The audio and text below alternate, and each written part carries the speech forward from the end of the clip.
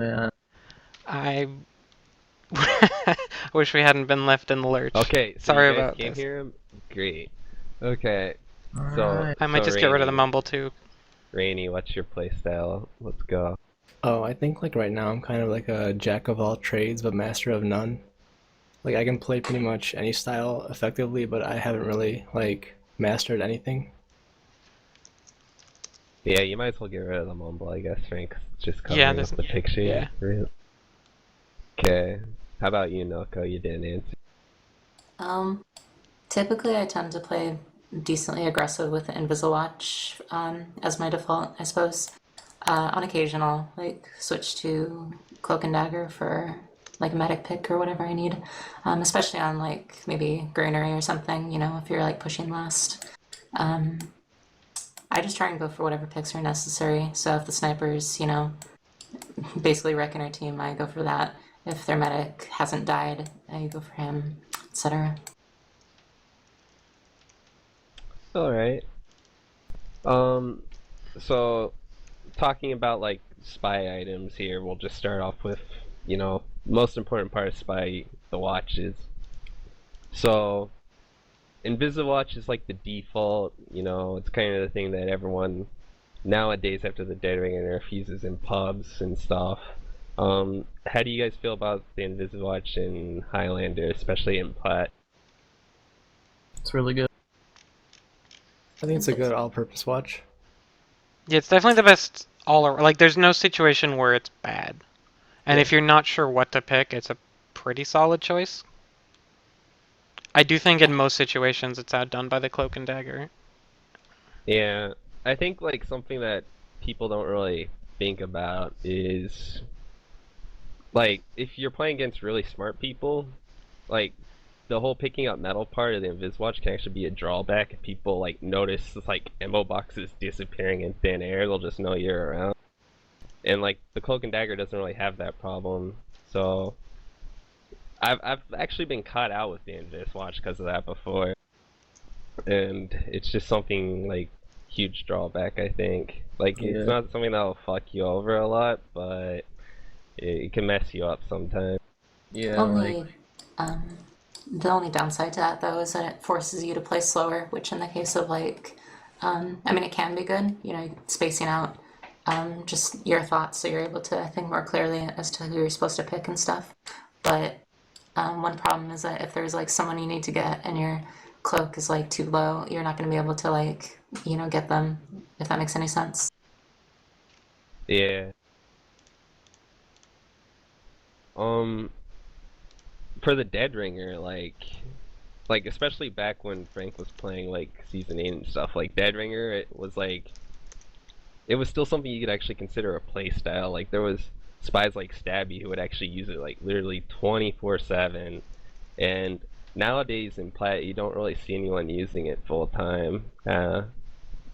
Like it's not really because of the nerf either. It's like it's just people are getting so smart that they just don't fall for it anymore. Yeah. So how do you guys use the Dead Ringer now, especially after the nerf? I don't really think the nerf affected it much in Highlander, personally. Yeah. I think it basically did one thing in Highlander, is that you can't like stand in front of a heavy and tank all of his bullets during an Uber. And that was always a really big gimmick. yeah. Like in Highlander, like the problem with the Dead Ringer wasn't that like the nerf didn't really affect it. The problem with it is that like you couldn't really like go at them directly. You'd have to like spam them out and then like feign, and it's just I don't know. I don't like it. It's situational. And a lot of the spies who used it like 24/7 like started to realize that it's not very good to run all the time. Like I think really the only one was Evan, and then like Stabby stopped doing it as well. Yeah. Pretty much the only reason I use the Dead Ringer is if I want to focus on using my gun for whatever reason, which doesn't happen very often, but yeah. Yeah. Or if you want to like push the card in payload for whatever reason. Yeah, definitely. Yeah, I use it. It's like I really like gimmicky things, and that's kind of the reason you'd use it. So I feel like I still use it a fair bit. I probably use all the watches pretty evenly, honestly. But which is maybe not always the best choice, but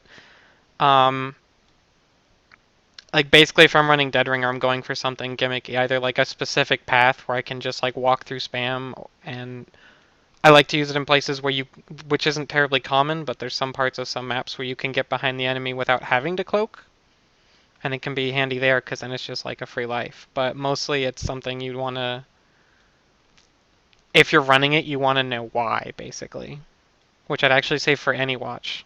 If you're choosing that watch, try and think why you're choosing it. Yeah, it's definitely now with how good people are understanding how it works and how predictable it is and like predicting it just really well. It seems like it's definitely like this tool that you just switch to for like one life randomly, so that people don't expect it to like actually be a thing because they've just been killing you normally, and then they actually fall for it that way. Yeah, it's pretty rare to make someone... I feel like you should never count on someone buying the Feign, but try and notice if they do, because sometimes they still will. And like, Yeah, especially consider if you that like a rarely use it. bonus. Yeah. Like I basically never use that thing, so like the few times I do, like people usually fall for it. So this is actually like a really common question if you visit like spy things or like competitive things, but like most common question people ask, what are good spots to uncloak in? So since that's a pretty broad question, like what are you guys thinking about when you go for like an uncloak? I mean, from playing teams, like in scrims and platinum and stuff, like for each player, I kind of got a feel for like how close I can decloak and like their awareness level. Like the same decloaks I would make around like Jake or Fox, I wouldn't necessarily make around Max or like Marissa, for instance. Like I can think about like I pay attention to snipers more than other classes really, because like if a sniper isn't aware, then you can like do a lot of work on them. So I kind of kept track of them, but like decloaks are really situational. Like it depends on the map and the player. So I don't know. That's kind of hard question. Yeah, it's pretty broad, but for me, like instead of thinking of like a good spot to cloak, for me it's always been like a good time to uncloak. Yeah. Instead, like that seems way more important. Like even a really dumb spot can be a really good spot if you pick a good time to like uncloak in. Yeah, I think a good Sorry, go ahead. I was gonna say I think a really thing that like a lot of lower level spies don't seem to do a whole lot is like uncloaking when the other team's like getting ready to push. Like they aren't really pushing it, but they're about to. Because then usually people are talking a lot. So like you can just uncloak like literally right behind people sometimes then. Yeah, if I'm running Inviswatcher, Cloak, and Dagger, which most of the time I am, I don't even really worry about who's hearing me unless like I'm nowhere near the battle and there's like one dude alone. Otherwise, I generally just assume I won't be heard, and every once in a while I will be, but mostly like if you're decloaking near the battle, you don't really have to worry about it that much. There are always a handful of people, especially in Platinum, who will hear you if you're anywhere near them, and then you just learn those people and you don't decloak near them. And then usually you can get away with decloaking near everyone else as long as they don't see you. I think like trying to find a specific spot where it's good to decloak isn't really the best way to go about it. You should try and think about like areas you want to attack them from. And then like anywhere in that area, as long as someone's not watching you, you can decloak in. It's mostly about distraction, anyways. I mean, that's when you want to stab people, when they're looking away from you, obviously. They're distracted. If, like, you have your team soldier jump at them or something like that, it's just a really good distraction, and you can get away with things that you're not normally able to. Yeah, I think the soldier spy coordination play is really underrated, underused. You're seeing it a lot more these days than you like. You used to like one team would do it a season and it would work really well, and everyone would be like, I don't understand what's happening.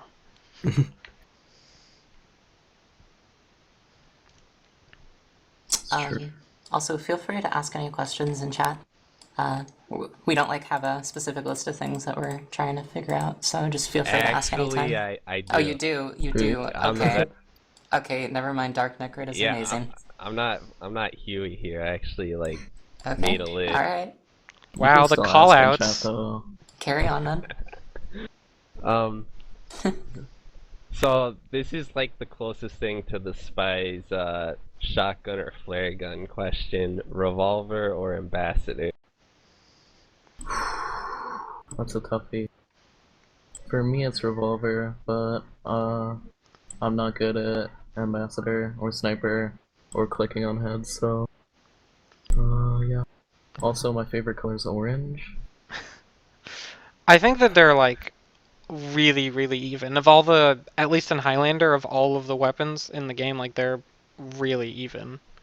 I personally use Ambassador because it suits me more, because I don't like getting into long battles. I just want to kill someone quick or not at all, so I really like it because I'm good at shooting people in the head at close range very quickly. So if I miss a stab or get a butter knife, I can just do that extra 108. Yeah. Like that's why I use it, just because I don't want to fight someone for a long time. I know recently I've been running L'étranger a lot, but I know a lot of spies are doing that, actually. Yeah. Yeah, it's so good. It's really nice. I don't know. I mean, I haven't been playing Spy this past season, so maybe I shouldn't. So I haven't had that much chance to play around with it. But to me, it feels kind of like a gimmick weapon, which is not to say it's bad. It's just you use it for specific situations where you need to get a bit further.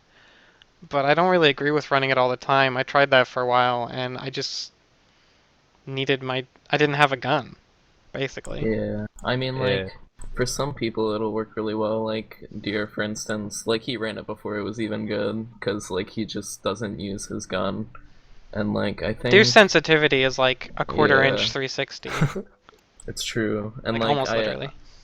I use my gun. Like, I stab a lot, but I use my gun, I think, at least as much or more than a lot of other people do, so having the big damage reduction is kind of bad. And I feel like I know how to get around, and, like, I feel like I have good cloak management, so, like, a lot of the time it's not that necessary, but I don't know. I don't like the damage reduction, so I don't use it. Yeah, same here, kind of.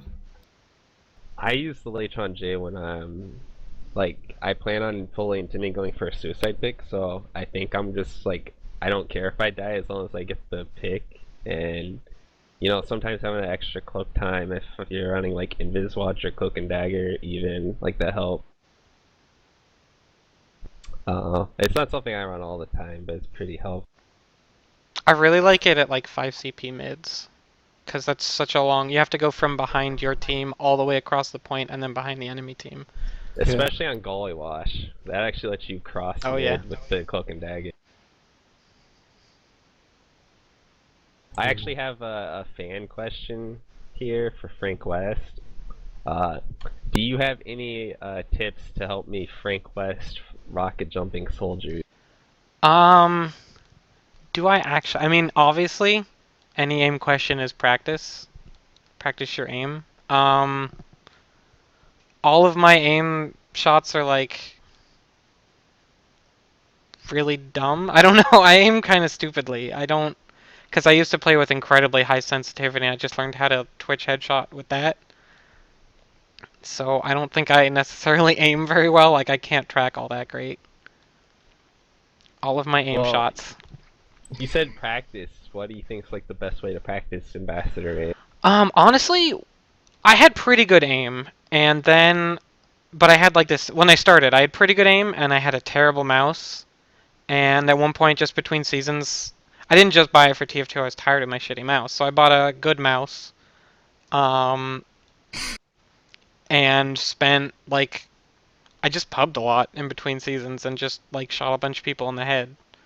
Like it's kind of a dumb thing to do in Highlander, but in pubs just run around and like get used to your sensitivity and just focus on using your gun for a while. And then once you're comfortable, like really feeling comfortable there, then just use it in scrim. Then like you should be good enough to just use it in scrims. I don't think that there's any real good like I wouldn't try walkway or any tips like that. Because like that stuff, nobody moves like that, and I definitely wouldn't try MGE because, and as a spy in particular, you're almost never going to face someone who's just sitting there and A&Ding you forever, which is all that MGE is. And I know some people, some newer spies are like, oh, we should MGE so I can get my aim up, and that's not a good idea. I would say there are a little. Spy MG? Yeah, I've known a Yeah. lot of people who do that when they start out. What? They usually Yo. stop doing it, but I absolutely. actually MG'd Rainy like 2 weeks ago, and it Yeah, so basically did came I. down He to sucks, dude. I it- beat him so hard. it just came down to like who countered whose AD movement better. Yeah. Yeah, it's like the whole thing where you sit still in A&D is something that just doesn't really happen in the real game unless you're scout. Yeah. Basically, what it comes down to against Rainy is whoever is gonna rage quit to Revolver first. Yeah. Yeah. I would say Destroy- there is one thing you can do. There are like training things. People in Counter-Strike use it a lot, where it's like a octagon. I don't know if someone wants to Google that. I should probably Google it myself. But it's sort of like a octagonal thing with dots on each line that you can Oh, yeah, use. I've used that. I've seen that. I've also, there are maps for that in TF2, but you can also just like when you're in pregame or something, just to warm up your aim, like find a spot on the map that's relatively player head sized and just track it while you jump around. Like not even joking, that just helps your aim warm up.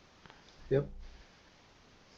Like, I'll just- This sounds really stupid probably, but like if I'm rolling out to mid on certain maps, you know how like maps have like all those signs and stuff, I'll just like flick to specific parts of the signs and try to shoot them. Like while I'm rolling out of boredom. Kinda gets like flicking memory down a bit before you actually gotta shoot people.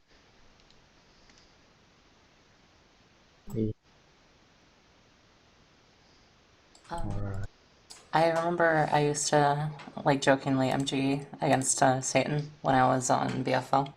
I would play Spy and he would play Pyro. Oh god, how'd that work out? Surprisingly better than you might think. I Really? mean, you're just kind of a slow scout that shoots in bursts. So it's, I mean, well, actually, scouts do shoot in bursts, Yeah. so never mind. Yeah. But you know what I mean. It's, you don't really learn that much. Yeah. Well, it also kind of depends on the pyro. A lot of pyros in MG just like sit back and shoot flares, which doesn't really teach you anything on their part either. Oh.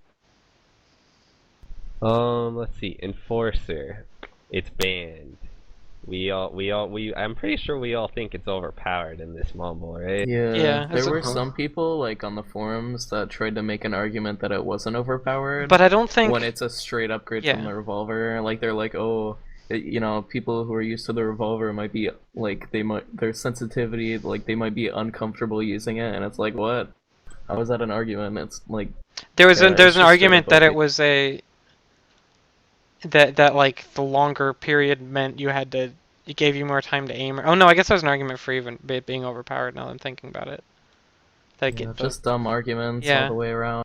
like it does more damage, and it doesn't really have that much of a downside. So Yeah. Mhm. Yeah, it's like a straight upgrade, and it basically like it's not like it's a straight upgrade that brings anything exciting to the game. You literally just do more damage for free. right, like if it was a straight upgrade that was interesting, I think it could work. Yeah. But like it's a straight upgrade that's frustrating and dumb and does nothing interesting. Like Babyface. the Uber Saw is a straight upgrade, but it lets medics do like big clutch plays Right. occasionally, so that's okay. The And it doesn't do Enforcer- anything that like is stupid and shuts down play. Yeah, like the worst part about the Enforcer is like scouts are like really terrifying for a spy, but you can like actually DM them without like any real skill with the Enforcer. It's pretty dumb. And that's why it's banned.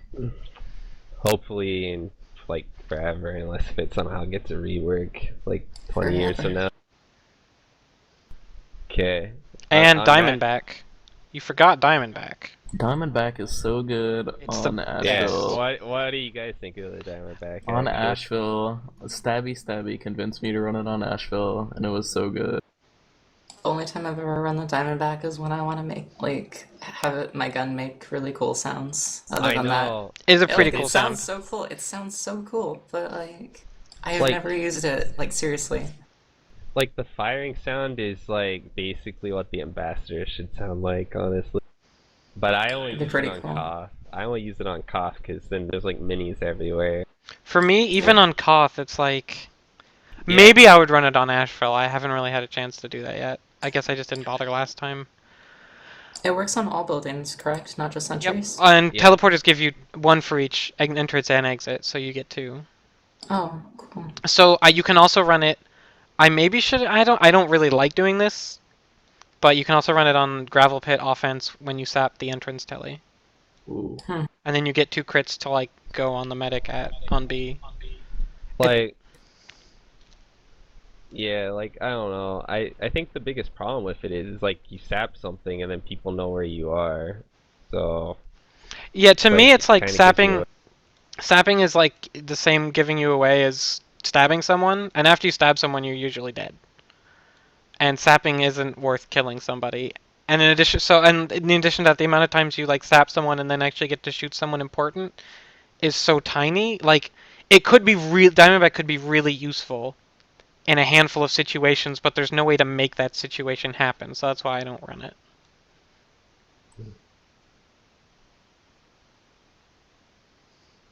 Along the lines of banned weapons, what about the red tape recorder? Do you guys think it should be allowed after it got nerfed? Like it takes. Can it be 3.6 allowed seconds just to on record COVs so we can use it against minis? Yeah. How nerfed is it? Oh my god. I haven't used First it. they ever. nerfed it, and then they fixed it, which is Valve slang for we didn't nerf it enough. It takes 3.6 seconds to downgrade a building 1 level, and it takes 10 seconds for a mini. So you basically put mini sentries out of the game for 10 seconds. It's great. I mean, like, sapping in Highlander, like, basically you do it either when that engineer is dead or really far away from his gun, or you do it when your team is pushing to make the gun go down easier. And, like, because of the way it works, like, there's not really a reason to not run it, you know? Like, it does the same thing it does, except better in, like, almost every way. Like, it goes down slower, but it's gonna go down anyway, like, your team is gonna shoot it, so. And you can just click on it, and you'll get rewarded instantly. Like, I think, how long does it take to degrade it to a level 2? It was like something like It's half a second or something? Yeah, it's like 3.6 from level 3 to level 2, and then it goes like straight to level 1 right after that. Yeah. So I guess I feel like it's not against level 3s. It's a straight buff basically in Highlander, because either he'll repair it before it dies anyway, or it goes down because your team moves in. So basically, it just gives you a slight chance of downgrading it if he doesn't get to it in 3 seconds or 4 seconds or whatever. Not to mention that if it downgrades a dispenser, it empties all the metal out of it, and it's really easy to downgrade tellies. And then against minis, I think it's just a flat-out better thing. Yeah. Because no one's going to repair a mini. And honestly, though, I don't think anyone's gonna complain about No, something. I shitting on minis. wish we could just allow it for minis, because I actually really like that. I think minis, you know, not that engineer's super powerful. I don't think minis are insanely powerful, but they're very frustrating, and I think it's an interesting way to deal with minis, to have them not buildable for 10 seconds. I think that's actually genuinely adds something interesting to the game. It's just kind of unfortunate that the actual mechanic behind the sapper is just kind of obnoxious for everything that's not mini. Yeah, basically. I'd like that's just really it's too bad that we can't like. There's no way to ban it on level 3s and only on minis. Because then like the enemy engineer run at level 3 and you can't zap it. I'd love to see that rule. That would be a Like- crazy rule. That feels like the rules they had for Team Fortress like classic play, Classic, where yeah. the defense classes can't kill the other defense classes. Like, how do you even do that? That's rule. Okay, so Spycicle. This is gonna be an interesting one because actually, like, I was kind of backing up for a gold team or whatever, and I actually played a few games. And Spycicle, there's like tons of well, I don't mean tons, but there's like still quite a few gold spies who actually use Spycicle, like it seems like 24/7, like non-stop. And if you look at platinum spies, like they rarely use it. It seems like. Why do you think that is? Like, why do lower level spies use it, but plat spies aren't using it so much? Well, I don't use it that much because I don't get caught out by the pyro that much going into position. And when you get caught out by the pyro, like when you're going for a pick, like there's just too many times where I was denied a good kill or I don't like it. Basically, Like yeah, a lot of people will run it because they don't like that they'll find the pyro just catches them out even when they're not going for a pick, and I feel like that doesn't really happen to me that much unless I'm playing against Satan, and which I'll run it sometimes because he I always definitely knows would where run I it am. against Satan. That's like the time I run it is against Satan. Not necessarily because he's so much better than every other pyro at finding me, although he is, but because he finds you when you're going in. Yeah. And like using the Spycicle, you can actually just walk in, and then he sort of expects that he got you when you're coming in because he's so used to that. If you actually manage to get behind them, it's sometimes like easier to get onto the combo because he's so good at killing you before you even try and go on the combo that he won't check around them. Yeah. The only other time I'd use it is on really slow maps where you like have to run Cloak and Dagger and sit there for 5 minutes, like Foundry. Not even, I wouldn't even use it for Gully Wash, not slow enough. I mean like Foundry, where you sit, one team sitting outside lasts for 20 minutes. And you just have to like sit there and wait because they're checking everywhere. And then like when you're fully cloaked and you have a full cloak bar, and then like a stray puff of flame gets you, you can run away and recharge your knife and probably live, and get back in position before anybody moves anywhere. So there it's almost like you're not giving stuff up. What about you, Noko? Do you use Spycicle much? No, I don't. On occasion I'll run it, but it usually doesn't. There's no purpose for me running it, honestly. If I find a pyro's like shutting me down, I just I ignore them. Why do you think lower level spies use it all the time then? Do you think it's just because they have more problems with pyros? Yeah, don't pay enough attention to the pyro and where they're at, I suppose. I also think like the silent killer actually kind of wrecks more lower levels, because they don't really coordinate as well. I don't know, like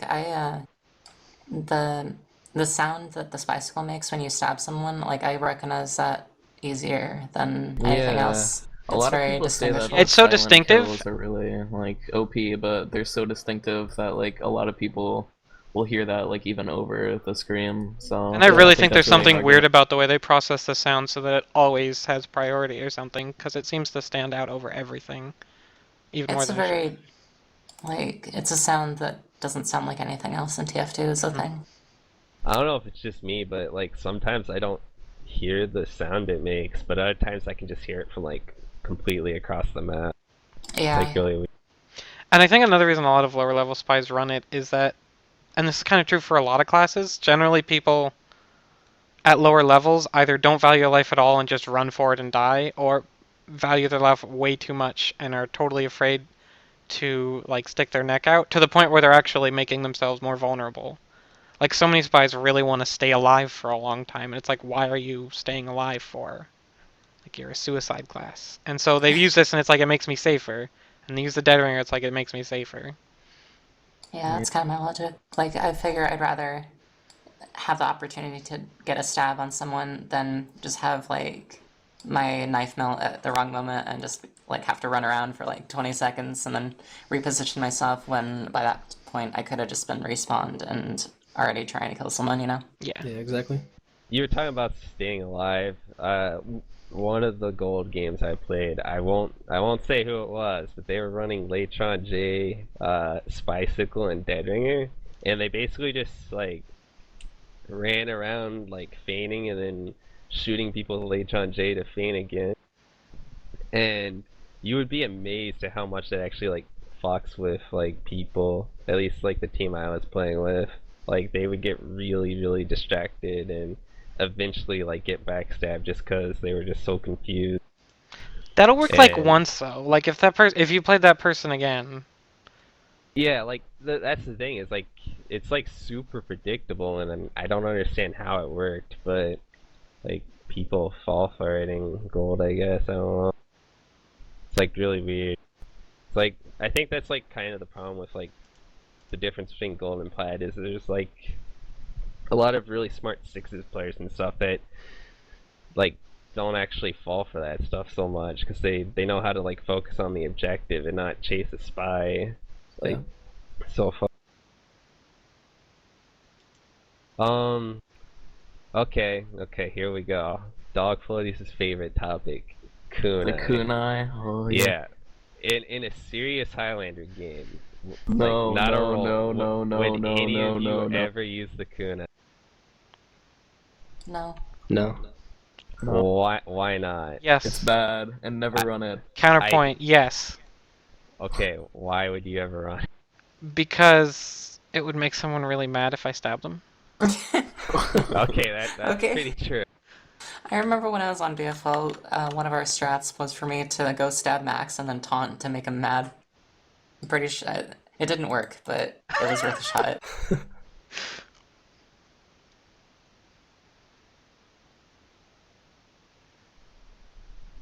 Like, what do you guys think the problem is with the Kunai though? Like, why is it actually bad? Like, You can't live through spam.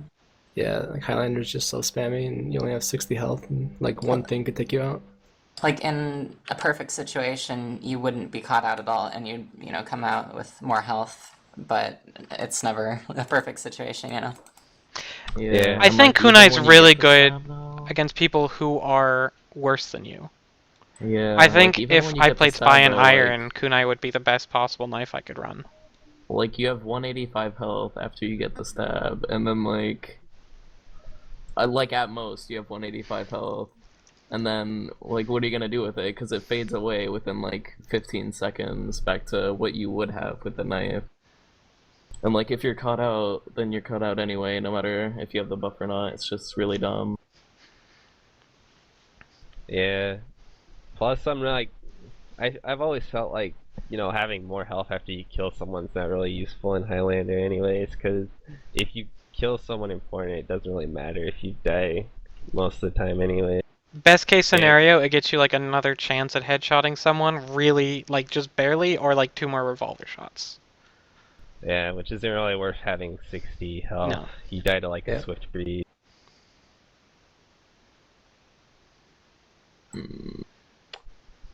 Okay, everyone's favorite subject besides the Kunai, Trickstabs.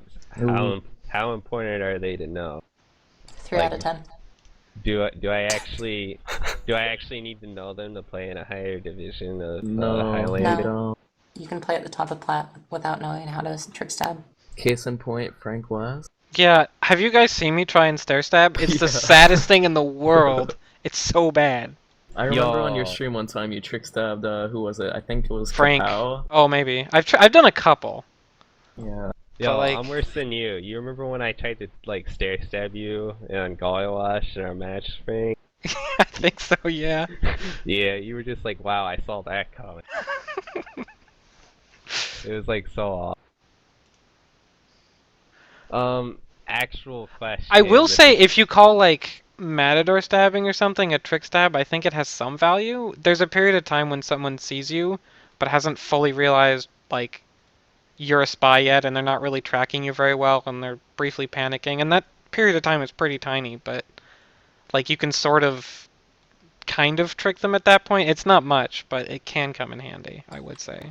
The only time I've been able to get trick stabs to work are in situations where I could have done without them. Actually, that's not entirely true. There will be some situations where you're really close to someone, and by some weird stroke of luck, you'll be able to like do some weird fancy spinny thing with your knife and stab them, and it's like, I don't even know. It's like when that happens, I don't plan for it. I don't try and go for trick stabs. They just kind of happen. I don't know if you guys Yeah. experience I that. think it's important not to focus on trying to do trick stabs. It's important on focusing on trying to just like.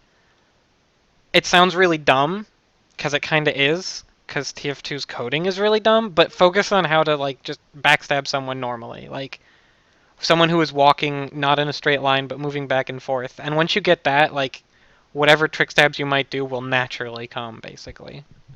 Yeah. For me, I think like a lot of trick stabs, you do them when you're like in a really bad situation. They're like your last ditch effort to survive. So for me, it's always like trying to not get into that situation in the first place if I can help Yeah. it. Yeah. Okay. This is an actual question I got, by the way, on like private message. What's the best way I should practice trick stabs? Should I be an idiot in a pub and just spam them on stairs 24/7? Degree keep. I mean that's I'm clearly being the completely best. serious here. I used to like play on degree keep for. Yeah, it's true. I could see I I don't could see know. that being an actual good way to practice drop stabs because like all the height. Practice in real life. If you can do it in real life, you can do it in the game.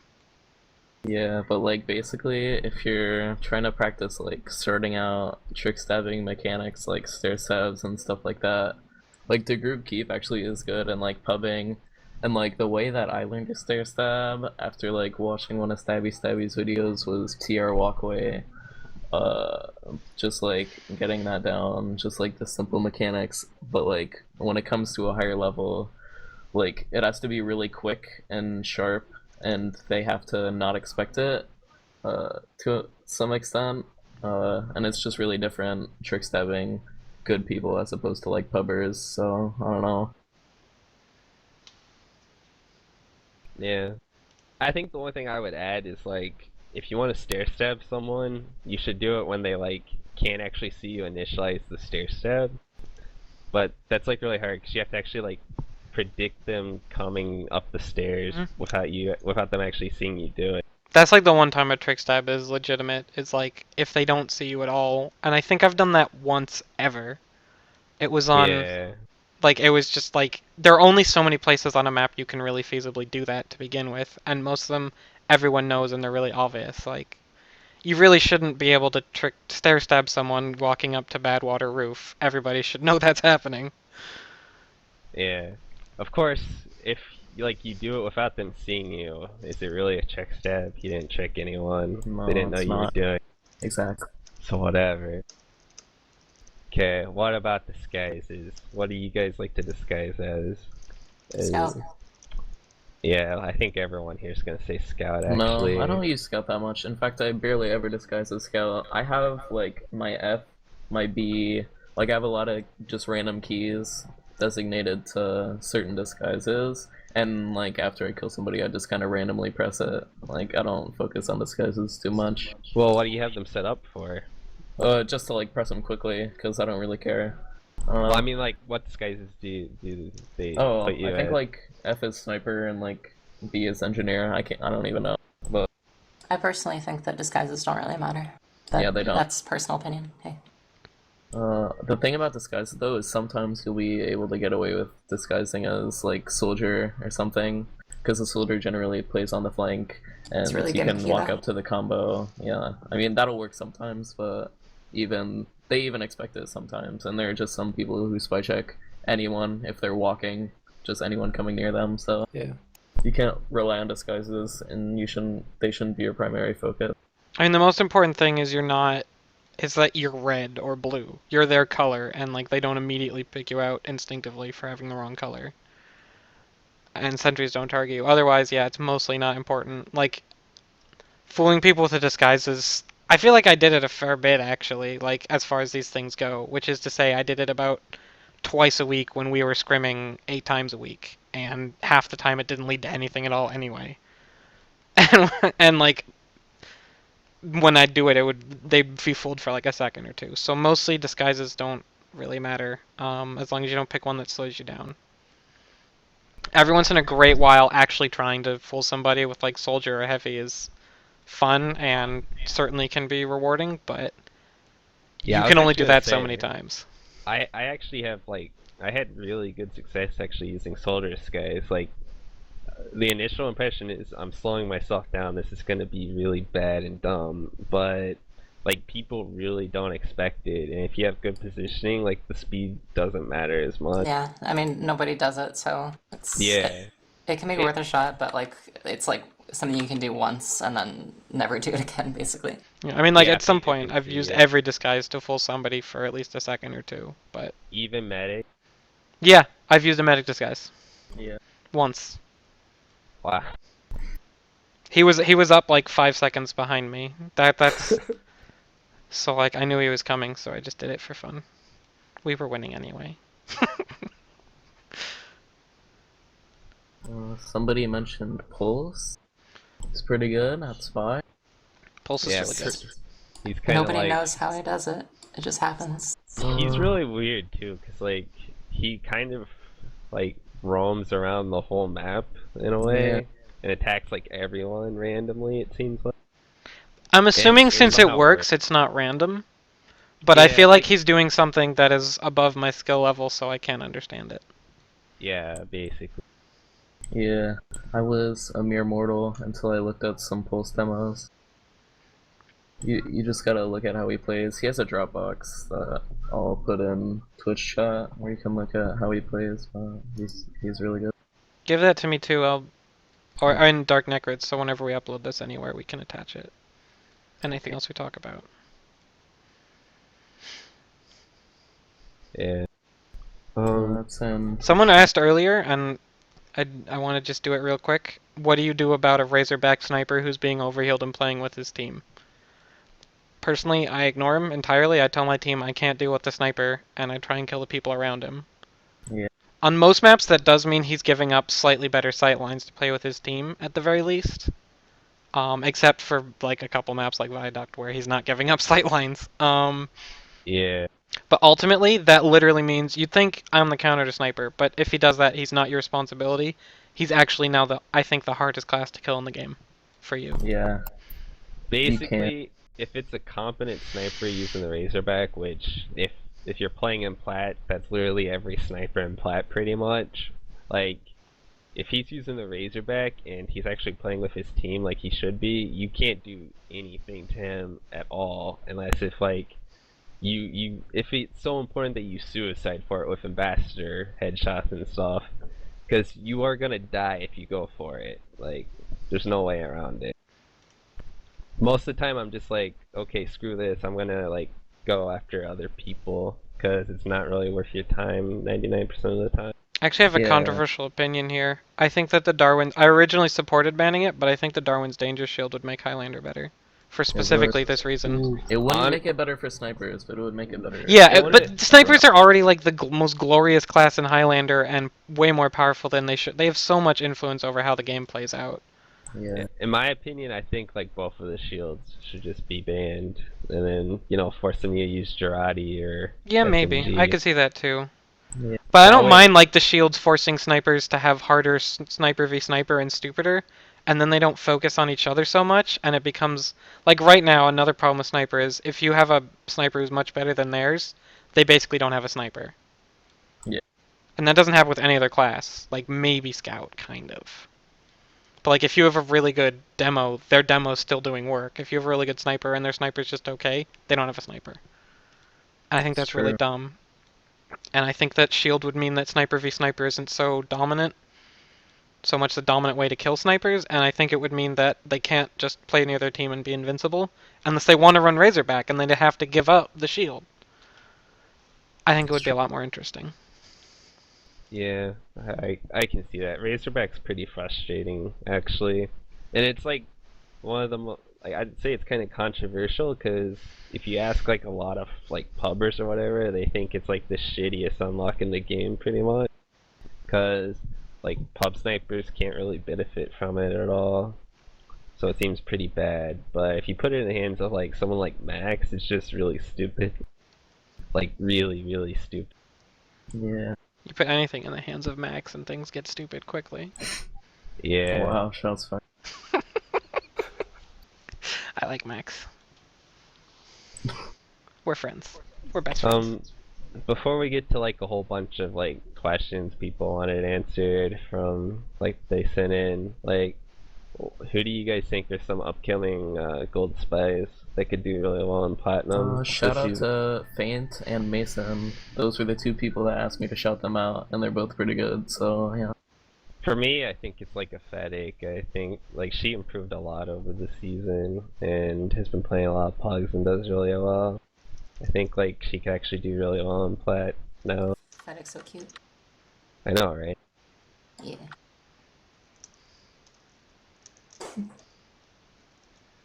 Yeah, I don't follow, I honestly don't really follow Highlander that much in, like, anything but plat, so it's, Yeah. I have no answer to that, unfortunately.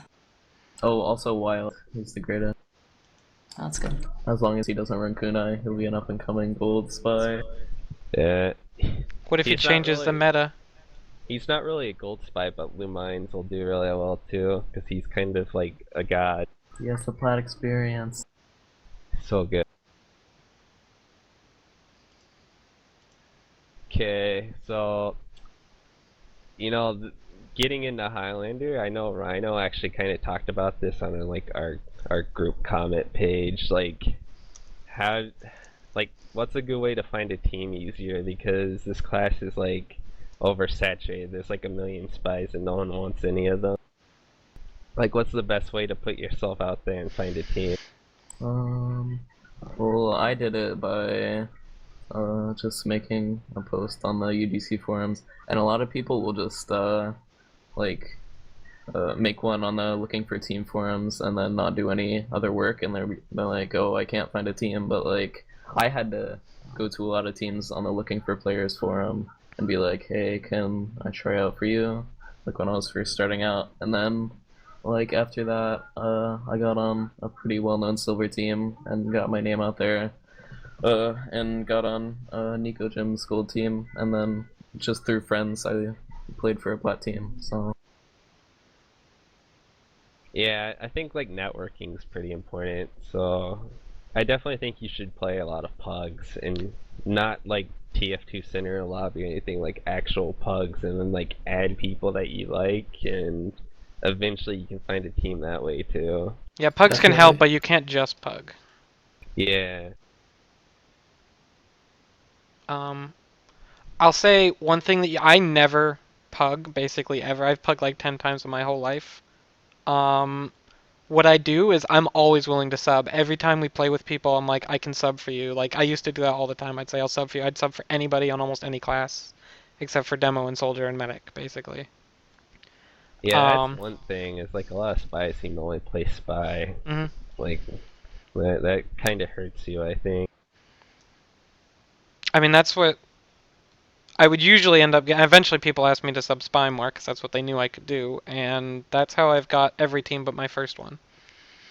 And my first one I started as heavy and played heavy for a season and a half. So Professional head. be willing to play other class. I would say if you really want a team, be willing to play other classes. Be willing to be a backup on a team. Like, that's honestly a really good place to start too. Is just back up and like watch be there for your team and watch them play. And like, people need backups. God knows. Yeah, that's Yeah. what I did in my first season. I was a backup for the Spanish Inquisition, and I just showed up to our scrims and stuff and watched and listened. I'm an Yeah, idiot. you have to be like a good backup. Don't be one of those backups who like don't actually do anything and you're just basically roster editing. Yeah. Like if you show interest, people notice that.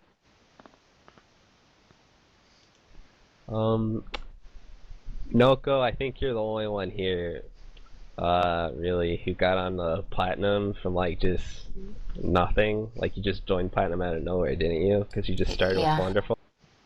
Oh, I How'd you was get on a- Wonderful? I was back up on Wonderful for a season before I started, actually. And that was due to my friend. His name's Sneakman. He doesn't play in like Highlander anymore, but he's still around somewhere. But I kind of took his spot once he left, so it's not really too amazing of a story. But yeah, he was just a friend, and he was like, "Hey, do you wanna back up for this team? I saw that you're good." And yeah, that's kind of how that started. It's pretty cool meeting people in pub. Yeah, especially as spy, it's really hard to just start on a team out of nowhere unless you're like making a new team or it's like really low division, you know? Yeah, and you got pretty lucky, but I mean, it definitely paid off because I think if you asked a lot of people, they definitely say you're like one of the like best spies. in the game Oh, easily. well, thank you.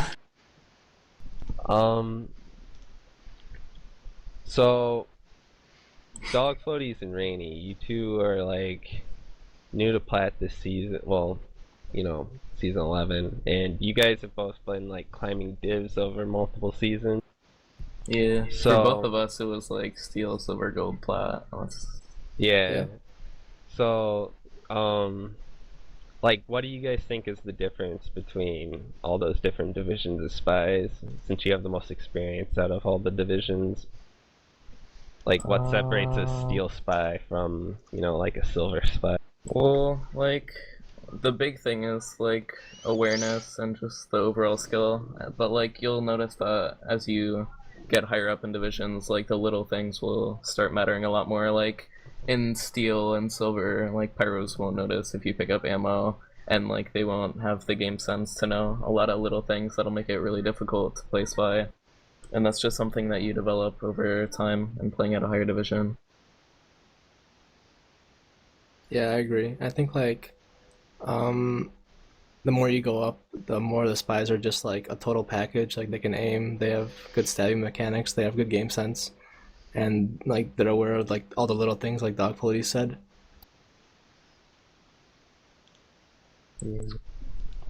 Well, on that note, what do you think is the best ways to improve a spy? Like, what do you focus on improving on when you're like scrimming or playing pugs?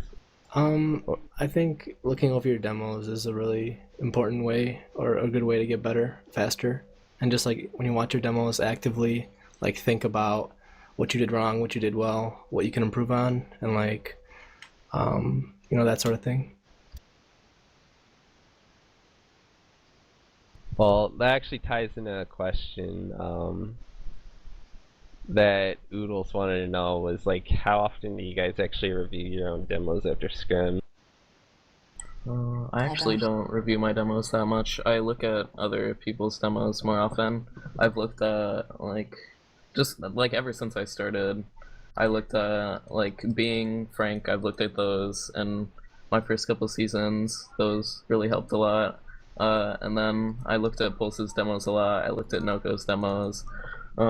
Watching Stabby stream pugs, like, watching other spies, I think, helped me more than watching my own, but I still watch my own demos sometimes. Yeah, I watch a lot of Pulse's demos. Dog Floaties linked me. Yeah, that's right. What Back about when you, I Noko? started, oh, Noko can go first. That's cool. Yeah. Well, like, do you watch your demos a lot, Noko? No, never. What about you, Fink? Yeah. Frank Best, or you? Fink? Sorry. I had to message someone really quick. I do. When I was starting playing, like, I guess other than you, Necrid, I'm the oldest player here, I think. There weren't really other good spies, and most of them weren't, like, there wasn't really demo sharing, so and there weren't really many ways to find out, like, how to get better or what you're fucking up on, other than just looking and seeing what you fucked up on. So I watch my demos a lot. I think it's a really easy way to get better if you feel like you're not improving otherwise. Like, I used to. I stopped at a certain point. I didn't feel like I had to anymore. Like, when I screwed up in a game, I knew I screwed up right then. Like, oh, I got a pick that's bad or whatever. But Yeah. back when I started, I just had no idea what I was doing wrong, basically. Yeah. There was definitely like a lot less resources back in season 6 than there is now. I kind of actually had to go around pestering people for their demos just so I could see what other people were doing. Like, no one would upload like gameplay footage or anything really. Like, even streaming really wasn't a thing. I don't think Stabby even streamed back then. Like for Highlander, like he did pubs and stuff, but not Highlander.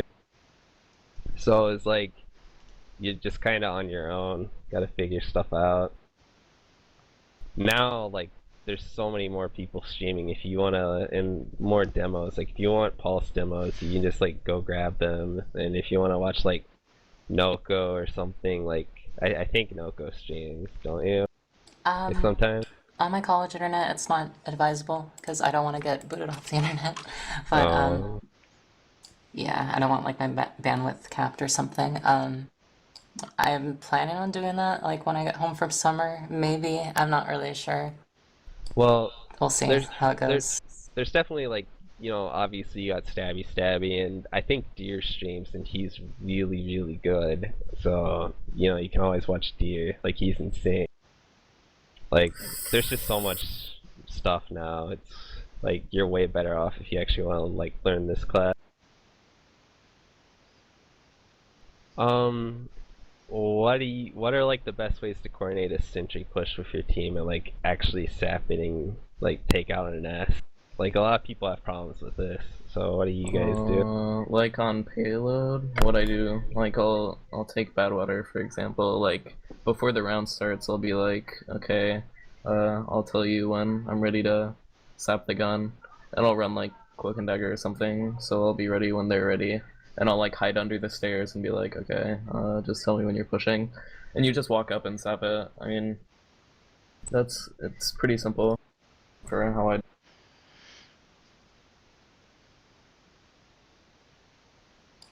Personally, I just make sure that everybody communicates. I mean, I don't find it too hard personally, but as long as your team's like, hey, we're gonna go in like 3 seconds, better be there. I'm like, yeah, okay. I just don't find it like difficult, and I don't know. Do you guys, like Frank? How do you feel about it? I mean, it's pretty simple. You just have to make sure your team's in position. I think a lot of spies have trouble with it because a lot of spies don't talk to their team. They listen to their team and they might listen and respond to their team, but like I think there's a general mentality like I should say where the combo is, but I shouldn't talk about what I'm doing. And actually, another thing about this is pretty much true of everybody, not just spies. Like teams that think they're really good at comms and like focus on like getting better and like talk a lot, they'll say what they can see, they'll say what they kill. They will almost universally never say I'm in position to this or I'm trying to do this. They'll never say I'm bombing the mid. They'll say I killed him. So just say that you're in position to sap the gun and have your combo say we're in position to push, and have your soldier say I'm in position to jump the medic or whatever, and you'll all be able to react to things instead of like ahead of time, not instead of just reacting them after they happen, which is kind of useless. Yeah, I would definitely agree with that. Like, talking more is always helpful. I actually think like spy should be like one of the classes that should be talking the most on your team, like by far.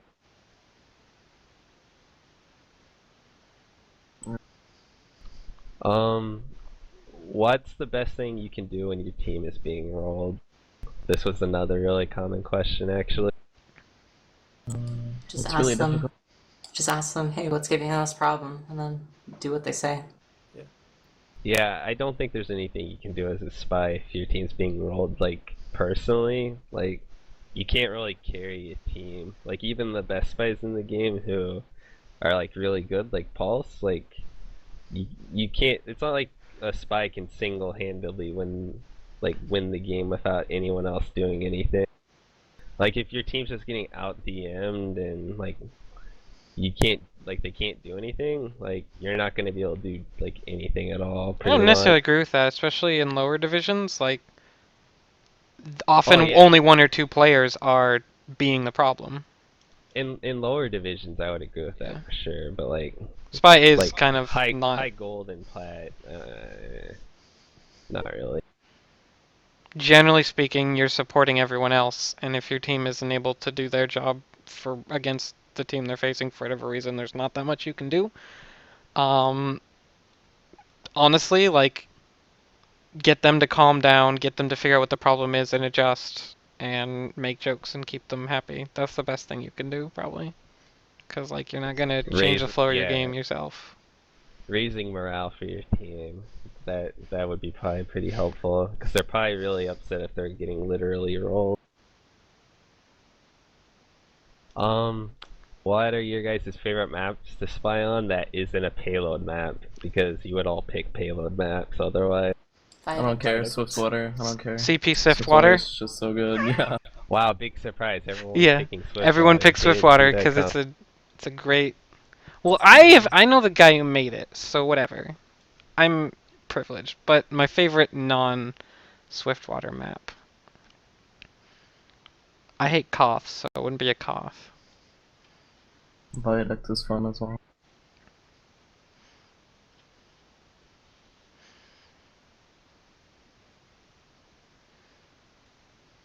God, I don't even know. I'm not good at picking favorites.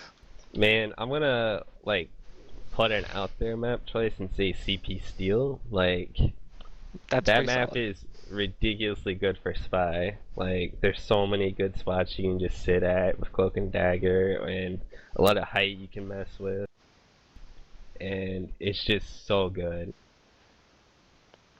I'm gonna make another out there one and say gravel pit, because it's really hard to do properly as spy. Ooh. But I don't know why, but I always enjoy playing it as spy, even though I don't have much impact and it's hard. But like, when you do something, you really do something, and it's really hard to do something. I don't know. Yeah. I find it really satisfying. What about you, Noko? Favorite map, not payload. Come on. Viaduct. I love Viaduct. I just Same run here. Visiwatch and I don't know, it's easy.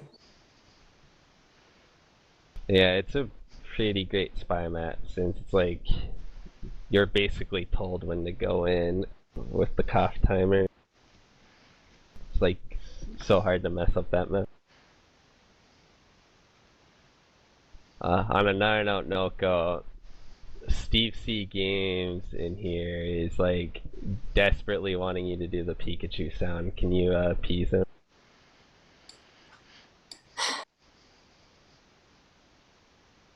Why? Come on, Fine. Noko. Alright, whatever. Oh my god. There you go, ladies and gentlemen. Literally the voice actor for Pikachu. No, it's awful. It's not even a good impression. But Steve C always wants me to do it, so. Thanks, Steve.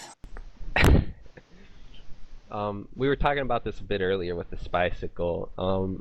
What's the best way to deal with a Pyro, especially a Pyro who's just babysitting the combo nonstop?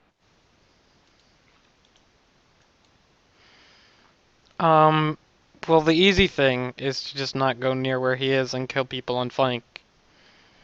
Like, you can be really valuable doing that, just killing everybody that's not directly in the combo.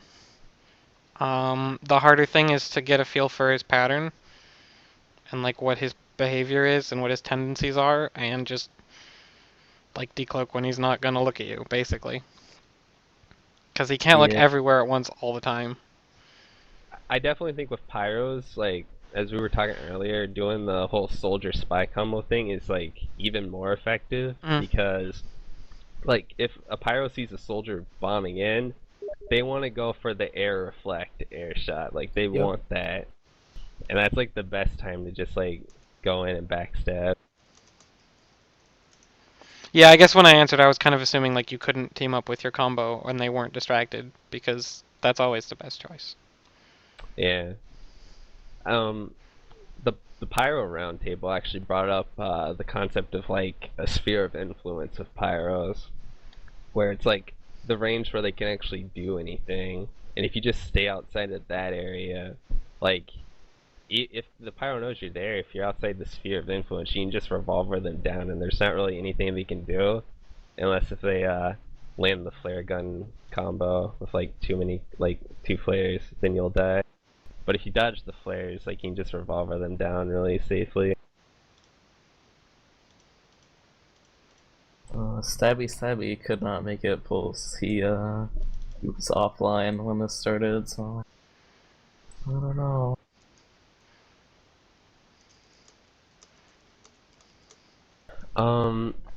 Who is the Pyro you all fear the most when you're... Satan. Everyone's gonna say Satan. Can we say the pyro we fear most who's not Satan? Yeah. It was pretty hard playing against Huey Lewis as well. Maybe it was because my team was getting destroyed against Street Hoops, but it was pretty difficult to play against him. Geosis, because if I die to him, I feel really bad. Oh, That was no. really mean. I'm sorry. That was incredibly mean. Oh my god. That was like Oh, the most great brutal thing call. I've ever said. Pudding cup actually, because like I played against Huey once ever in like a test scrim, but it might be Huey if I had, but we were on the same team. I was gonna say pudding cup as well. Yeah, if I didn't have to pick Satan, I would totally pick Huey because he's actually like played spy, so he's like really good at knowing what spies are gonna do.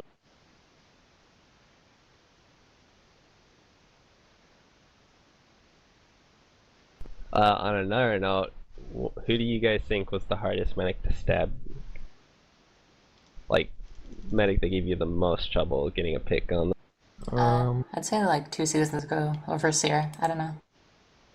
I'm not sure about this season because I haven't played against her as much, but, well, I don't know. Yeah, I mean, Harblue's movement is really good, but he never turns around. Like, there are a couple medics who are pretty hard to stab. Like, they're the ones who always turn around. I think I remember Cabler always turning around. I'm not sure if I'm thinking of the right medic, but yeah, Harblue has pretty good movement. He's pretty hard to stab. I think Mang was really hard to stab this season.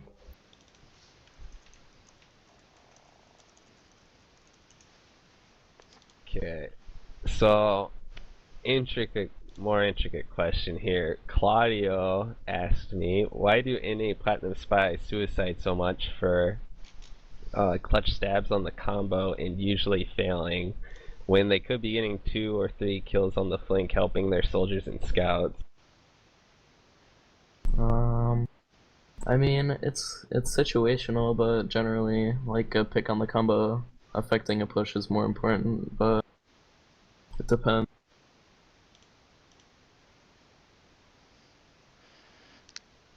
Yeah, I guess I feel know. like in EU there are a lot. I'm assuming this is from someone in Europe. It is. From what I've seen, like they're a lot more passive. So like you can't really successfully suicide there on someone important because they're just all sitting in a corner. So probably it's less worth it in EU than it is in NA where people are being aggressive. Like the more aggressive a team is, generally the better it is, but it does give the spy more opportunities. So that's probably why we do it more here than people in Europe do. Yeah, Europe's been getting a little bit better about that though, because Hildreth's team Max Pander, I think it's called, has been kind of emulating like the more aggressive NA style. But it still seems like they focus more on quantity of picks than like the actual quality of them, and they'd rather just go for frags rather than going for big plays. And since they're like so passive still, it like winds up working out. Sigafu, who I'm sure a lot of people in the stream chat has probably heard of, he's like a really good North American engineer, wants to know when and why do you decide to change watches? Every single life, I literally open the item select screen and I stare at my watches, and sometimes I just choose one randomly. Like, I kind of have an idea what I want to do. Like, I'm like, oh, the sniper's way back there, so I'm going Invis watch because it'll get me further quicker. Or like, I don't know, like I'm getting really spammed out, but if I can get through this little area, there's a huge wide open area I can decloak in with Dead Ringer safely, and so I'll change then. But like, mostly I just kind of try and switch it up. I don't always change every single life, but I look and just like it's just kind of automatic, like same way I hit tab all the time. Um. So yeah, I guess it's really just I kind of think about switching every life, and then I don't always, except for a couple maps where I'm just gonna run like the same watch the whole time, because it's not worth changing.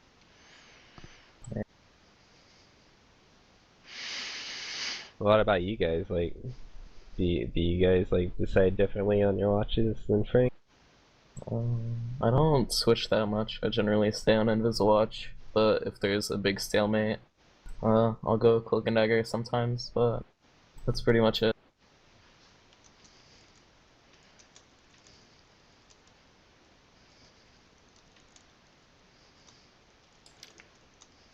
same here. Yeah, I'm willing to admit that some of the reason I change a lot is probably just because I get bored really easily. Like, The that's best definitely part of reason. it. Like, I get really inattentive and unfocused, so like switching watches around probably helps me focus, so I enjoy myself better. Um, Liddy, who's a moderator on Reddit, wants to know what's the best way to get a pick during a stalemate. Like, if it's literally gully wash and nothing's going on, what's the best way I can get a pick on, like, the combo? Probably just coordinating with your team. Mm-hmm. And assuming you can't, I mean, if you really can't coordinate with your team, I'd again say, like, try and watch people's pattern. And even coordinating with your team, you can sort of, like, watch what the different players are doing and try and figure out when they'll turn around. But mostly, like, especially in stalemates, they really have no reason to get stabbed by you. Because they have very little to do other than look around for you and other people. So you really need to make them look at something else for some reason. Either wait until they're pushing, which isn't ideal, but sometimes you have to, or wait until your team pushes, or coordinate with someone for a pick. Yeah, I think the thing about Golly, as an example, actually, is like you can't really do the soldier bombing in thing on Golly. Like if they're at second and nothing's going on, like unless he somehow gets through the flank, like. So you kind of just have to have like your combo classes like spam them a bit and then uncloak while they're doing it, I guess. I don't know. I'm kind of weird because if like it's stalemating, I don't usually go for a pick. I just like help my team do stuff by calling stuff out. Like there was a couple of times back on Tangerine where I just call when people were peeking and then Gareth would headshot them pretty much. Because he knew right when they were gonna like go around or overextend.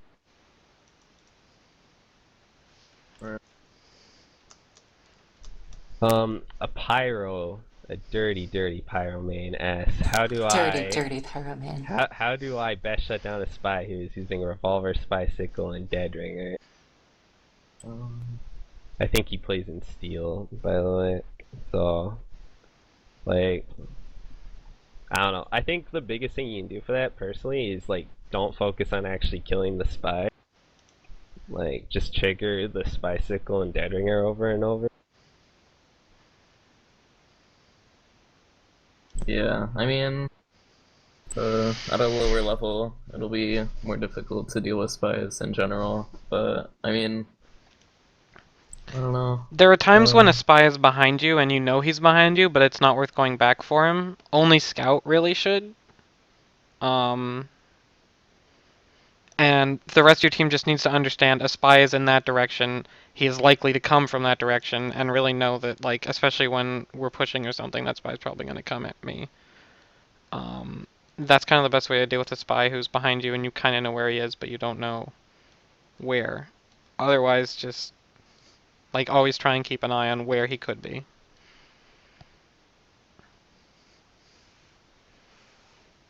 Yeah, I definitely agree with that. And just make sure you don't overextend trying to kill the spy. Like, don't follow him too far. Chase him. Like, it's not worth it. Like, hardly ever. Badass motherfucking username with the most creative username ever asks, what's the best way for a lower level spy on a team with poor communication and less coordination to maximize his effectiveness? That's a pretty tough one, honestly. Yeah.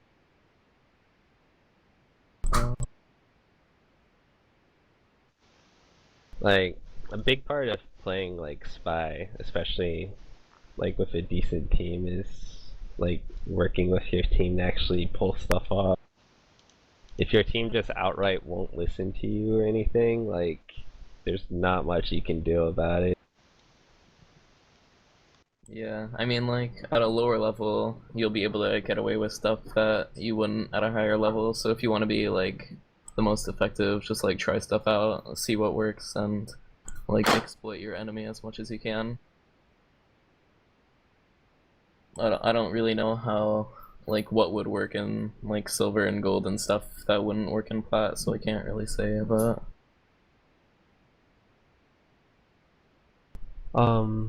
The last question I have from, like, the places I post this on is, I tend to have much more trouble with scouts than any other class, even pyros. What is the best way to deal with persistent spy checking scouts? I will say the best person at this is Foster, who's like was backing up for Guinea Force, but he's like the best scout I've ever seen at spy checking. He would like one time I think on I don't even remember on some payload we were defending first and he chased the spy all the way back to last just to kill him and ran back. Like he loved killing spies so much. It was his favorite thing. It was just unreal. Like, I think the only person I've seen who's like understands spy like as well as him is like Satan. Like, he really knows how like spies tend to play, and really good at catching them out. I mean, the best way to avoid anybody chasing you, like, the thing about Scout is, it's not like Pyro, he can sort of spray near where you are. He has to see you first. Or, like, guess really. If he's just guessing and nobody on his team is seeing you at all, then you're being way too predictable. Yeah. So basically just don't get seen. And if you're seen, then don't go in the obvious way from where you were seen, is the best you can do. Yeah, the main problem with Scout is like with Pyro you can kind of like Revolver DM them sometimes, but with Scout, unless you land the Ambassador headshot, you're basically screwed. Like, you can't really DM a competent Scout, and you can't really run away from them unless you juke them like really well. So if you get caught out, you're basically dead like 90% of the time. So is that the end of the questions? Yeah, unless the people in the stream here like have anything they want to ask. Just like ask something in the stream, and then I guess we're done. Satan greater than Pulse. that Interesting was question. Toughie. I don't know. I think Pulse is actually in the stream chat. What does he think of that? Come on. He might have laughed. What if they're the same person? I don't know. I think, you know, they're both really good players, and Pulse manages to like go huge, like regardless of like how the game's going. It's true. It's pretty talented.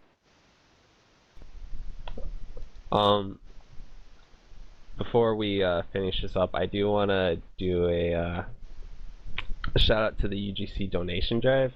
You can basically donate money to the prize pool for Platinum next season, and they're looking to get $5,000. You can donate any amount, and you can find it on the UGC website. If you donate $50, you can get mentored by a Plat player on any class that you want. They got everything from like Overseer to Sheep and, you know, Stabby if you want to get mentored by Stabby. So if you want to like help out Highlander and you have some spare money, you should definitely donate to the prize pool next season. You know, I think that's going to get a lot of people into Highlander and watching it again, make it go really big. So you guys should definitely check that out. You guys got any shoutouts you want to do? No. Shoutouts for Stabby for making the stream possible. Yeah. Yeah. Stabby. I'm actually kind of worried he's still not online. I'm worried about you, Stabby. Please call me right away. Shout out to my dining hall being open past 8 o'clock Pacific, so I can get a burrito after this. Nice. Shoutouts to burritos. Yeah, I think we can all agree on that. Mexican food in general is pretty great. I'm gonna give a shout out to Jazz. She's a silver pyro, and she made like the art that you see on the actual stream, and it's pretty amazing and way better than anything I can make. I also gotta give shout outs to Moof and basically everyone on Tangerine because they're all like pretty much the best people in the world. Pretty much the entire world. Yeah, the whole world. Pulse has Shout been out asking us to shout out yeah, his stream. shout Oh, out I to beat you to Pulse's it. stream. Oh no. I guess it's Pulse underscore, just one, or is it two I think underscores? two It's underscores. two It underscores. Why would you do Two. that? I'm gonna Pulse go underscore register is already Pulse taken. one underscore It's already taken. probably. So shout out Yeah. to Pulse's stream. Yeah, shout out to Faint, who's begging me for a shout out. Shout out to Wild, who's begging me for a shout out. Shout out to Shu, Decoy, and everybody in the LBP Mumble for trying to get into this stream the entire time. If you look at the Mumble logs, you can see like a million people connecting and disconnecting. So shout out to them. Shout out to a lot of people who even knows. That's for a shout out. Mason, other people. I don't know. Shout out to my mom for letting me buy a computer 3 years ago. Thanks, Mom. Wouldn't be here without you. Oh, that reminds me. I gotta give a shout out to Sneak Man because he's kind of the best. That's true. Really cool person. Shout out to AG Pugs. Are we just gonna do shout outs for like a half an hour now? Shout out to Yeah. shout outs. Is this what we're doing? Is this just, should I change the title to shout out stream? Clearly. Alright, and that's the end. So Yeah, thank you guys for coming. Yeah, sorry about the So mess that I caused yeah, at the that's- start. I have literally, I'm kind of an idiot, and I've never done anything with Mumble other than directly stream TF2. So This literally all got set up like 5 minutes before we started because we were expecting Stabby to be here and like I guess something serious came up and he wasn't here or something. or he's So- smoking pot and sleeping. I'm sure it So- was something serious. Dog buddies. Very Yeah, serious. come on. I'm sorry. Stabby. So sorry about like the rough start and everything. But thank you guys for coming and I hope some people actually enjoyed this. I hope it was. I hope it helps someone enjoy the game more. Is really what it was. Yeah. I know it's gonna help Mustard enjoy the game more. I'm sure. Yeah. That guy really seems like he enjoys playing this game. Yeah. I timed him out because he posted something that looked like a phishing link. Apparently it wasn't. Sorry, Mustard. Anyways, if that's it, I'll cut off the stream now. So that's Later, a good a Chi-Chi. place to quit as any.